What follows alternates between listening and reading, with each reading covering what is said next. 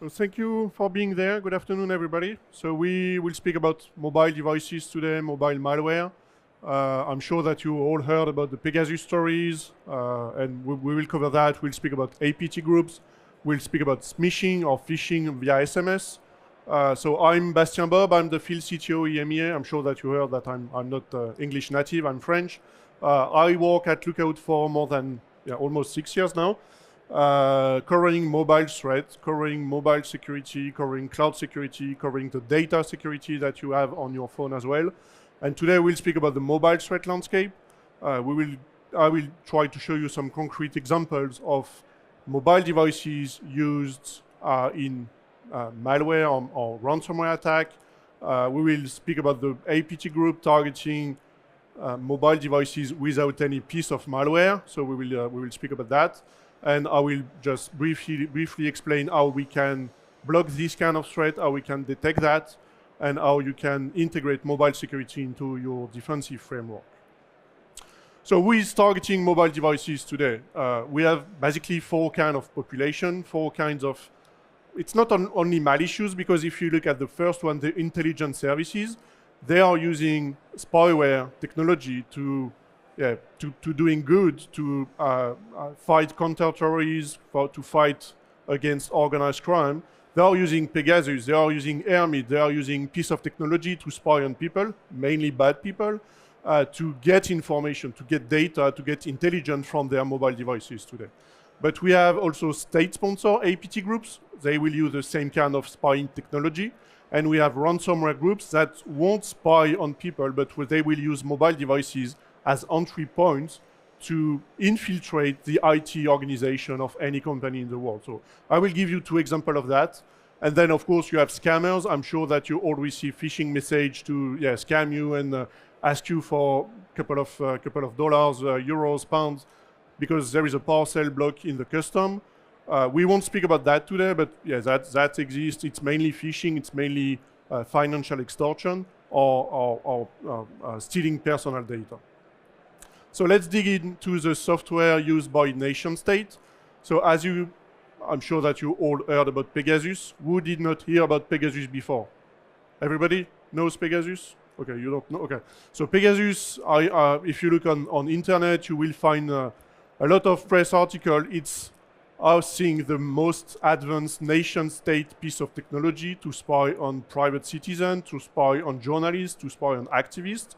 This is basically a spyware, a surveillanceware, that's how we call, but they are selling that. They are selling this kind of technology to nation states for them to spy on bad people. So we are speaking about terrorists, we are speaking about organized crime, and all of them, NSO groups, Cyphergate, RCS, Intellexa, Quadrim, all of these companies, they are doing a lot of money, a lot of business with this kind of nation state. They are selling the piece of technology. They make sure that they can deploy their spying technology on mobile devices. And how do they do that? If we look at the mobile threat landscape, there are a lot of customers. So Pegasus has been used recently in the Azerbaijan-Armenia conflict.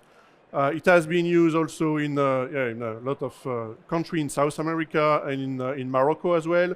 If we look at Predator, we know that it has been used as well, mainly in Israel as well. And then we have Triangle DB that may have spied on Russian people. It has been highlighted by Kaspersky. And the new one, the newbie, Sherlock, another Israeli company saying that, okay, they can infiltrate mobile devices and deploying their spyware technology. So how do they work? Exactly the same. They all follow the same process. They are using mobile devices vulnerability on application, on the operating system, on iOS, on Android. They are using the vulnerability to deploy their piece of technology, to deploy their spyware technology.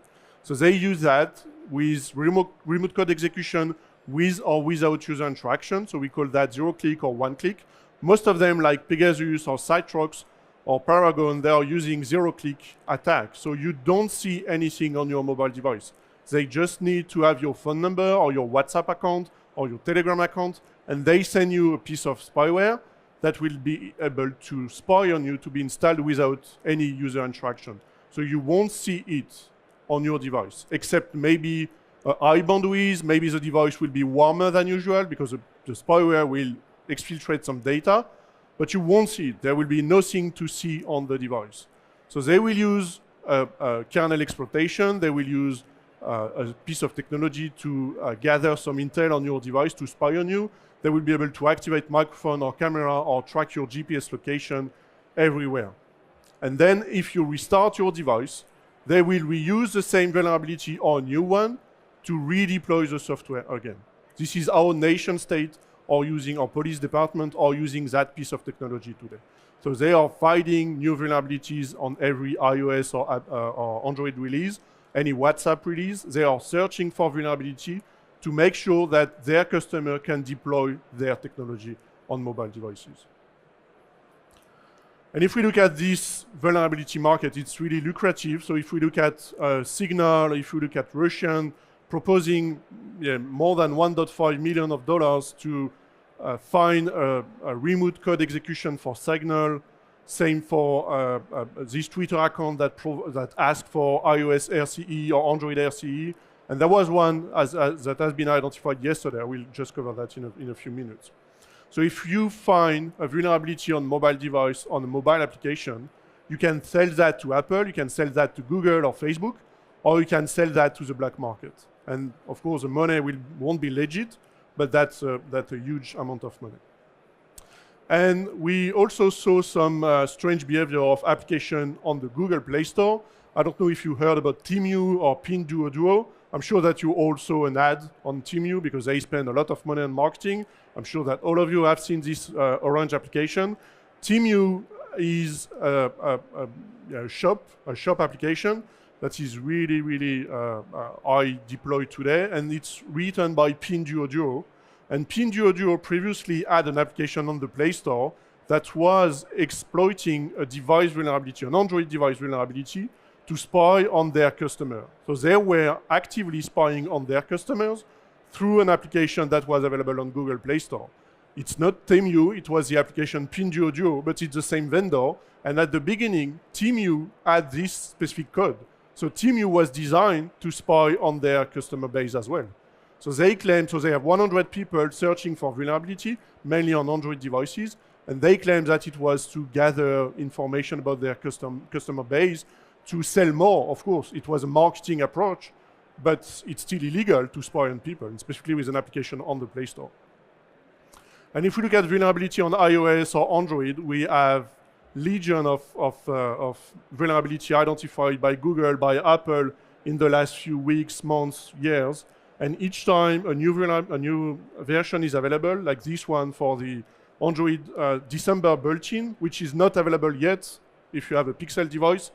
As you can see, I think it's written there somewhere. Yeah, most severe of these issues, critical security vulnerability that could lead to proximal or adjacent code execution. That means that you don't have to do anything, and anybody can use this vulnerability to install something or at least to run something on your mobile device. And Apple is doing that almost every month on every release. You can see on the release note that this vulnerability has been exploited in the wild. It has been exploited by people like Pegasus or Hermit. So that's what we do at Lookout. We started our research in the mobile security space in 2007.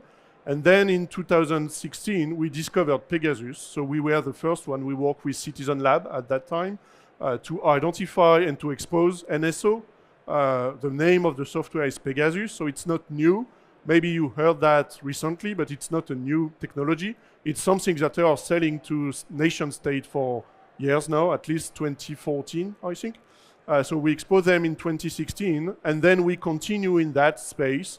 We exposed several zero-day, we exposed several groups like that, spying on people or deploying spying technology to spy on private citizens. So that's what we did in the past, that we are still doing that. And then a couple of years ago, we moved our research also to include APT groups, mainly Chinese and Russia or Middle Eastern APT groups, targeting private citizens through malicious application or through the vulnerability exploitation. So if we look at Chinese group like APT41, they create thousands of applications to spy mainly on Chinese people, but also to Western people. And we exposed APT41 a couple of months ago with another version of their spying technology. The name is William Spy or Dragon Egg.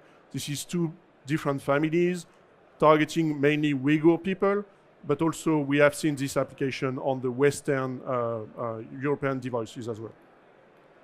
We also expose Bullspy, which is an Android spyware used by the Iranian government, spying again on minority groups by the Iranian government. You can find this article on our blog as well. And then recently we exposed a new version of Bad Bazaar. Bad Bazaar is another Chinese APT group. It's APT15 this time, but we found a lot of malware sample of Bad Bazaar, and we expose this Chinese APT. So if you want to read every kind of data that we have on this Chinese group or the Bullspy Android spyware, we create a lot of blog articles that you can read on our website, lookout.com. Then we expose also RCS Lab and Hermit, the piece of technology. Same thing, this is sold mainly to nation state to spy on people, but we saw that application deployed through the Italian carrier. So it's an application that the carrier himself can deploy to spy on private citizens. So it's really important to be able to detect that, because you won't see that again, you won't have anything to do. The carrier will be used to deploy the application on your mobile device. You don't have to click on anything. So all of these hacking groups, they are using the same techniques to infiltrate your mobile devices, to basically to execute something on your device. They will use social engineering to gather information about you, about your company. They will gather your phone number, because this is the entry point. It's equivalent on the IP address of the phone. This is a phone number. If I have your phone number, I have basically direct access to your mobile device. I can just send you an SMS, I can send you an iMessage, and this can contain a malicious payload to execute a vulnerability. So I will be able to gain access, I will be able to elevate my privilege, and I will be able to steal data on your mobile device or use your mobile device as an entry point to every application or every service that you have on your phone. Work profile, personal profile, we don't care. As soon as we have a piece of technology spying on you, we will be able to exfiltrate data from your phone or use your phone resources to spy on people and exfiltrate data, corporate data or personal data. So if we look at the APT group, that's the top 10, I would say, people targeting mobile devices. They are not only, I would say, 100% dedicated to mobile, but if we look at APT41, if we look at Lazarus, if we look at Domestic Kitten in Iran or Sandstorm in Russia, they all have a sort of business unit targeting mobile devices or developing piece of technology to spy on people, to exfiltrate data on mobile devices. I think the only one that is mostly focused on mobile is Roaming Mantis from China, but all of them, all the other one, I'm sure that you all saw them in a ransomware attack recently, not only related to mobile devices. And if we look at the nationality and the country of origin of all the APT groups that we discovered in the last, I think it's 4 or 5 years, most of them are from China. But as you can see, we have also a huge track of record in Pakistan, in India, in Iran, in Russia. And some of them, like a Lebanon group named Dark Caracal, they are hack for hire. So they don't have a specific nationality, and they just there to spy on people and to develop piece of technology to spy on people. And we have seen people like Scatter Spider. Yeah, let me go back there. Scatter Spider, I'm sure that you heard about them in the recent Las Vegas ransomware attack. So they have hacked, I think it was Caesar Palace and MGM a couple of weeks ago, maybe early October. And Scatter Spider is one of the most active groups that we see today in mobile devices. And Group IB created a report, a nice report that I used to create that slide. It started via phishing SMS. They made a huge social engineering campaign weeks before that attack. They gather information about the IDP used by the companies. They register some domain name. As you can see in this one, they selected a lot of domain like Box, Twilio, KuCoin, Binance, Epic Games. All of these were targets of this kind of attacks. All of these companies were using an IDP. It can be Okta, it can be Azure, but they were replicating the IDP page, and they send text message to IT people, so people with privileged access, saying that there is an issue with your password or there is an issue with this specific system, with a link, so it was an SMS with a link, to this specific domain that they registered. And it looks legit. If you click on that, it's not victim.okta.com as it should be, it's victim-okta.com. So if you're in a hurry, if you're in the transportation system, you may click on that link, and basically you will be redirected to an Okta portal or Azure portal that will look like your company. And then it will be easy for you to be scammed, entering your username, your password, and then the next step is to provide the OTP. And everything was exfiltrating in real time on the Telegram channel, and they found almost 10,000 credentials and more than 5,000 MFA. And this is the only thing that you need to instantly replicate that, having the access to the corporate environment, and then you have access to a privileged account in a real corporate environment. You have the login, you have the password, and you have the MFA. That's all that you need. And everything started with a click on the link. Really well done, of course. It's quite smart. But then, of course, they steal some data, and they detonate a ransomware just a few months or a few weeks after. But everything started with a privileged account stolen from an SMS, stolen from a click on a phishing link. There is no piece of malware there at the beginning of the threat. At the beginning of the attack, it's just a scam. It's just social engineering used in a really smart way to spy on people, to send them a really well done phishing message using the same IDP. And of course, they are using that to do lateral movement. And as soon as they gather enough data, they will detonate a ransomware and they will ask a ransom. I think there was 135 companies targeted by this kind of attack, at least the successful attack. So it's not, you also the domain, the Binance, and all of these kind of companies, they have been targeted by this kind of attack. So attack tactics on mobile devices, it's really evolving quite fast. Everything starts with phishing. We have seen vulnerability exploitation for both iOS, Android, malicious application outside of the store, application from the Play Store, from the App Store.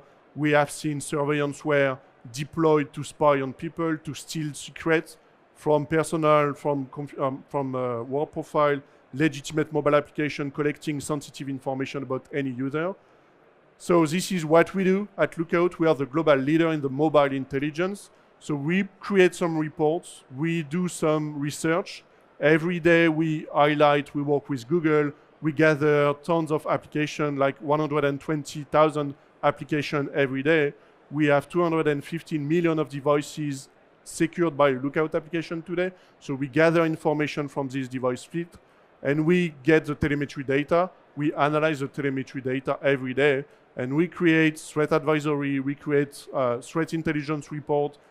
We do some phishing assessment reports to train your teams to make sure that they can't be scammed easily. Then, as you see, we do an on-site threat hunting to make sure that your team is able to be trained to understand what is the issue with the mobile devices. And we do YARA rules, we do IOC's information, we do public report. And if you go on our blog, if you go on our threat intelligence page, you will find all of these reports. Most of them are public now. And we do monthly intelligence report for private company, for public organization. And of course, we can protect the mobile devices because we will give you information, but for some of you, it may not be enough. You may want to protect your mobile devices against mobile phishing, against malicious application, against device compromise through an application or through a text message. So this is what we do. We are the global leader there. We have 215 million of devices, almost 300 million of applications. So we have the large data set of mobile application today. So if you want to try that by yourself just to make sure that your phone is secured, you can just install Lookout. So this is a legitimate application. It won't be a scam. You can just download the application from the Play Store, from the App Store. Just use that code on as many devices as you want. And if you have some questions, I think we still have 5 minutes for questions. Or you can continue the discussion on our booth 218. Yeah, so I don't know if we have a microphone for the questions. Yeah, so anybody has a question? Yeah. Thank you. Thank you. Which operating system are you using personally? I'm using a Pixel phone because this is the only way. It's Graphene then. Graphene OS? No. I'm using an Android device. A Pixel device. This is the only way to get the latest Android service patch level on day one globally. So yeah, you can use iOS. If you have a security patch on iOS, it's available almost on every devices on day one. And same for Android. If you want to have the vulnerability patched on day one, you need to use a Google device. So I'm using a Pixel. What device are you using? An iPhone. A latest model or no? Yeah. So patch it because there is a new vulnerability identified this week. So I don't know if you updated. What's your phone number? I can try. Yeah. Any other questions?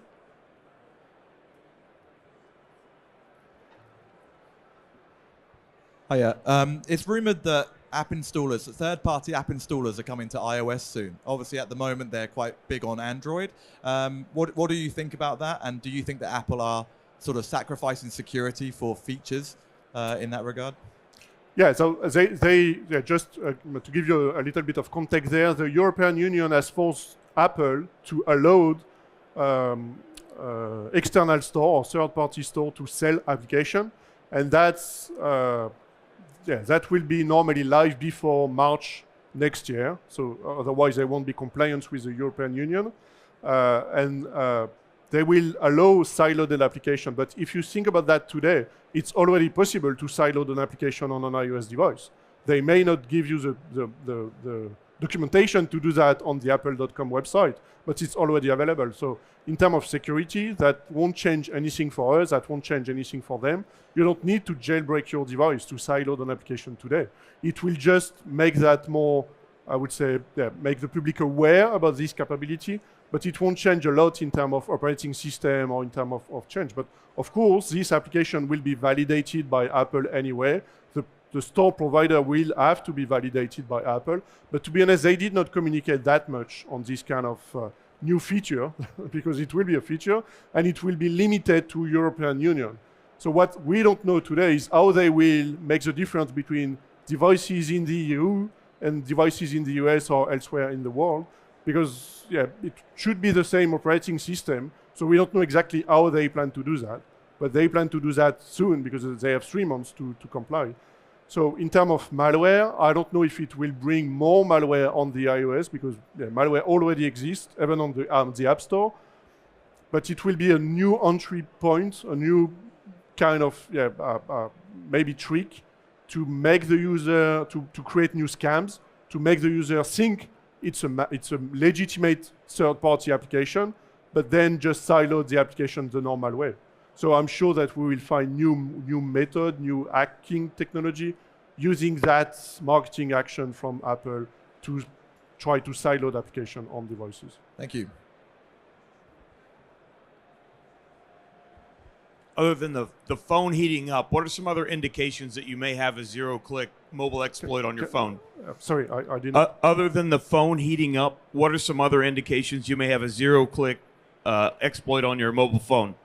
So there is a lot of manifests, because the first thing, so if you look at Pegasus, if you look at Predator, the first action of this kind of technology, it's to jailbreak the device, to bypass the sandbox, to execute some codes to exploit a vulnerability to bypass the sandbox, because with the sandbox, they can't do anything on both iOS and Android. So the first thing is to bypass the sandbox. And this is what we do. We try to detect if the sandbox is able to be bypassed by our application. That means that the device is jailbroken already. Same for iOS or Android. So then we can have access to the file system that we normally can't read from an application, a legitimate application from the App Store. You can't read the TMP file system. You can't read the user private information. But as the sandbox is off or bypassed, then you can do that.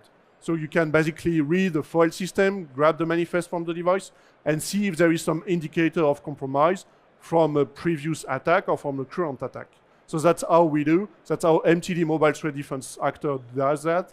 We try to act the same way than a malicious actor will do, but we try to do that to gather information, to gather IOC from the device. Yeah, we're good. So if you want to continue the discussion, it's booth 218. Thank you. Thank you very much.